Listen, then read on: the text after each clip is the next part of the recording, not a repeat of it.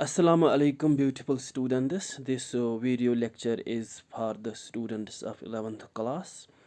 The topic is National Prejudices, written by Oliver Goldsmith.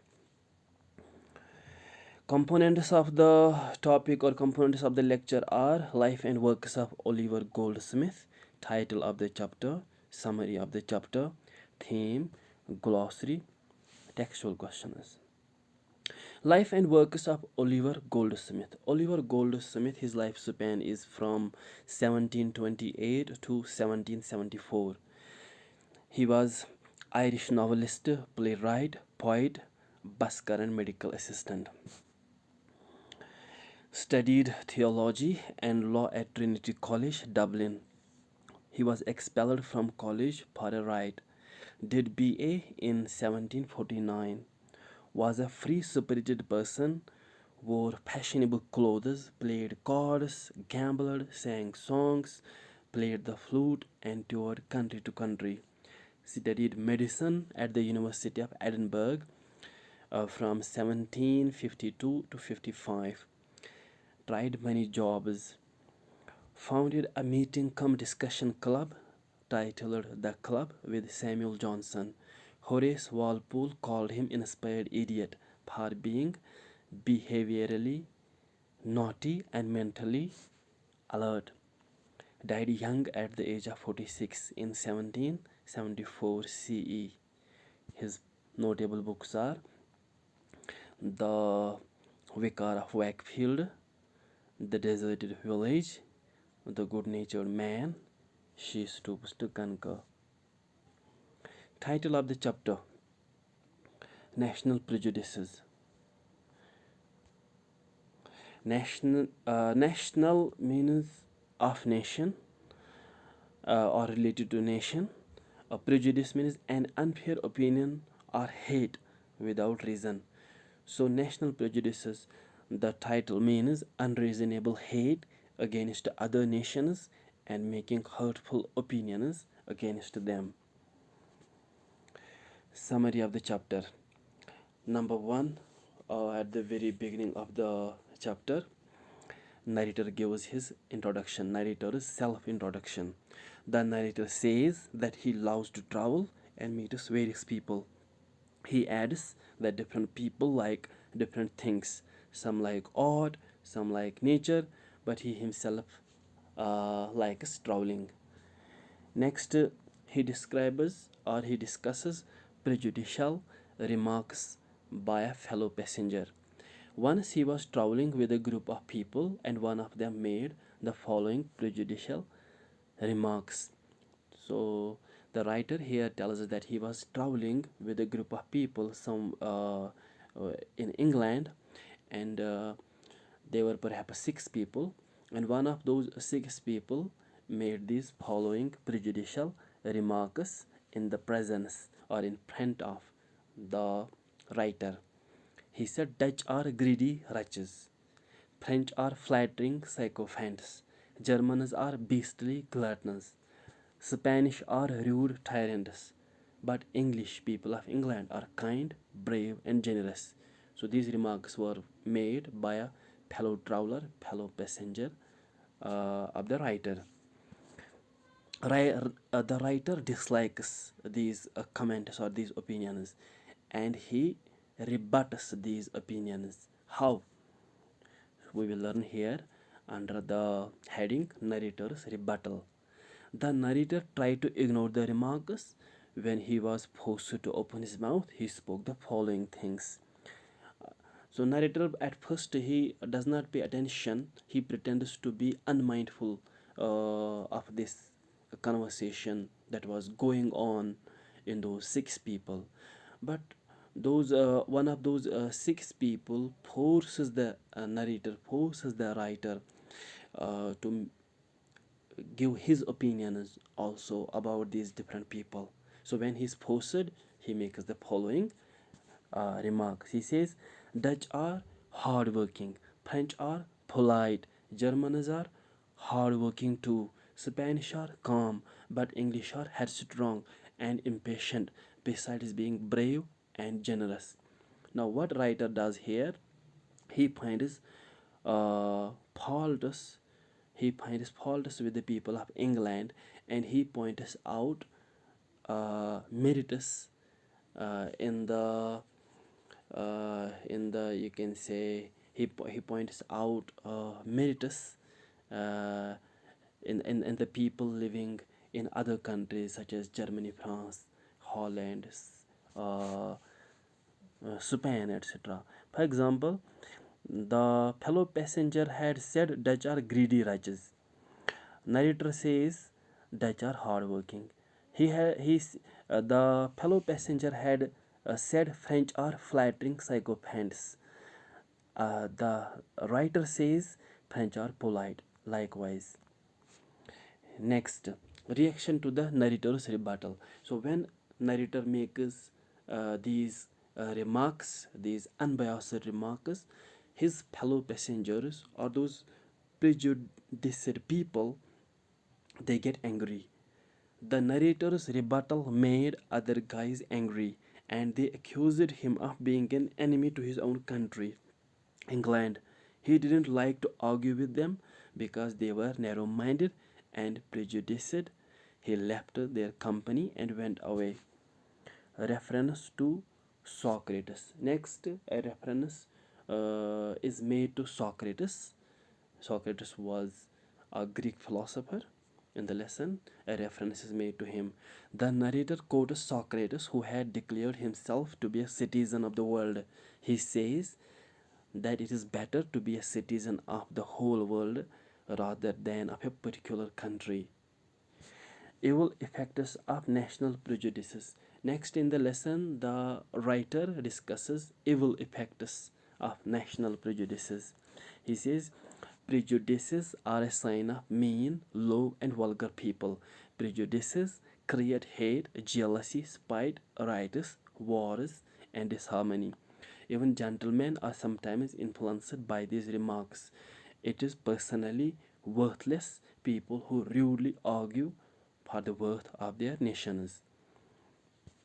Next, he discusses simile of wine and oak. He says the worthless people try to depend on pseudo patriotism, like a wine depends on a strong oak. Wine is a grape wine, a plant of grapes, because a plant of grapes cannot sit on its own. It needs some support, but a strong oak does not need any support. So that is what he says. The example of truly you can say the example of true patriots is like that of a strong oak, and the example of pseudo patriots is like a fragile, like a weak this grape plant or wine plant, or grape wine is the correct term. Religion and superstition. He says superstition is mixed with every religion, but superstition is not part of any religion. He says it is simply a bastard sprout, and until it is not cut off, the plant of religion will not grow properly. So he discusses this point here, religion and superstition. He says religion can survive, religion can thrive on its own, but in every religion we have certain elements of superstition. So people need to differentiate between superstition and religion. Likewise, they need to differentiate between pseudo patriotism and real patriotism. So, how he concludes the lesson: it is possible to love one's country without hating the natives of other countries. The narrator also says that he prefers the title a citizen of the world to a citizen of a particular country. He says that humanity comes before any nationality or mentality. This is how he concludes the lesson titled National Prejudices. So he says that we have to say grow up and call ourselves a citizen of the world, not a citizen of a particular country, because this it smells of, if when a person says that he belongs to a particular country, it smells of narrow-mindedness, backwardness. So we have to become broad-minded, generous, large-hearted, and we have to call ourselves citizens of the world. Theme. The lesson titled National Prejudices has a beautiful theme. It is relevant to our times. Modern people have almost turned the world into a virtual hell with prejudices. Everyone has narrowed himself to a particular nation, caste, creed, or religion.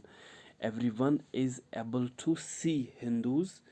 Everyone is able to see Hindus, Sikhs, Muslims, Indians, Pakistanis, Kashmiris, Chinese, blah blah blah. But none is broad minded enough to see hungry, naked, poor, oppressed, or subjugated humans.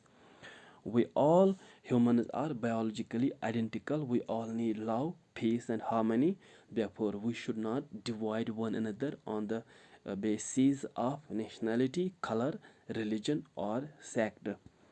We should respect our we should respect one another's feelings, beliefs, and cultures, but we should prioritize humanity and global citizenship. We may belong to a particular region geographically, but emotionally, we should belong to the whole world. Any human beings, any human being's pain and joy should be our pain and joy. We should fight with our hand, tongue, and heart against those who divide us on the grounds of nationality, caste, color, or religion. We should not forget that all religions were sent for humanity, and the humanity was not sent for any religion. The best religions of the world teach universal love, global equality, and international fraternity. In short, all great minds, including the author himself, always prefer humanity to everything else. Always prefer humanity to everything else. The following couplet of Nida summarizes it beautifully. कोई हिंदू, कोई मुस्लिम, कोई ईसाई है, सबने इंसान न बनने की कसम खाई है. Glossary. Infinite means endless. Dutch, native of Netherlands.